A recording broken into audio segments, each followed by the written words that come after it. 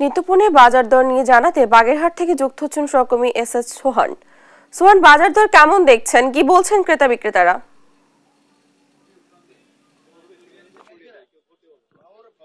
বাগেরহাটে সরবরাহ বৃদ্ধি পাওয়ায় সবজির দামে কিছুটা স্বস্তি ফিরেছে, তবে চাল, মশলা এবং মাছের দাম কিন্তু বেড়েছে। আমরা সকাল থেকে বাগেরহাটের বাজারে দেখেছি যে প্রতিটি দোকানে প্রচুর পরিমাণ সবজি রয়েছে। এই সবজি এর সরবরাহ বৃদ্ধি পাওয়ার কারণে দাম কিছুটা কমেছে। আজকের বাজারে আলু বিক্রি হচ্ছে 55 টাকা করে, লাউ আকার ভেদে 30 থেকে 40 টাকা করে, চাল কুমড়া 25 থেকে 35 টাকা করে, করল্লা 50 টাকা করে। তবে বেগুন এবং কাঁকরোল যে দুটি সবজি রয়েছে, এই সবজি দুটির দাম কিন্তু বেড়েছে। বেগুন আজকের বাজারে বিক্রি হচ্ছে 80 টাকা করে, কাঁকরোল বিক্রি হচ্ছে 70 টাকা করে। এছাড়া কচুরমুখী, বরবটি, মিষ্টি কুমড়া এসব সবজির কিন্তু দাম 5 থেকে 10 টাকা করে কমেছে। আমরা যদি মাছের কথা বলি, বাগেরহাটের বাজারে কিন্তু আজকে মাছের সরবরাহ ব্যাপকভাবে বৃদ্ধি পেয়েছে, তবে মাছের দাম কিন্তু কমেনি। সেই ইলিশ মাছের দাম কেজি ইলিশ মাছের দাম 1400 থেকে 1500 টাকা পর্যন্ত রয়েছে।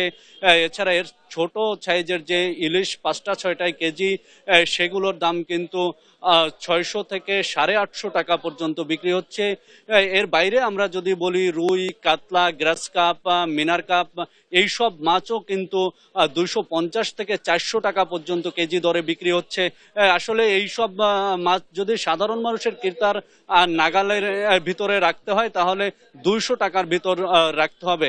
অন্যদিকে পাঙ্গাস এবং তেলাপিয়া মাছ অন্যান্য সময় 120 থেকে 150 টাকা বিক্রি হলেও আজকে কিন্তু 180 থেকে 220 টাকা পর্যন্ত বিক্রি হচ্ছে।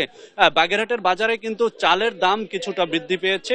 আমরা দেখেছি বুলেট চাল 46 টাকার স্থানে কিন্তু 50 টাকা করে বিক্রি হচ্ছে। স্বর্ণা বিক্রি হচ্ছে 50 টাকা করে।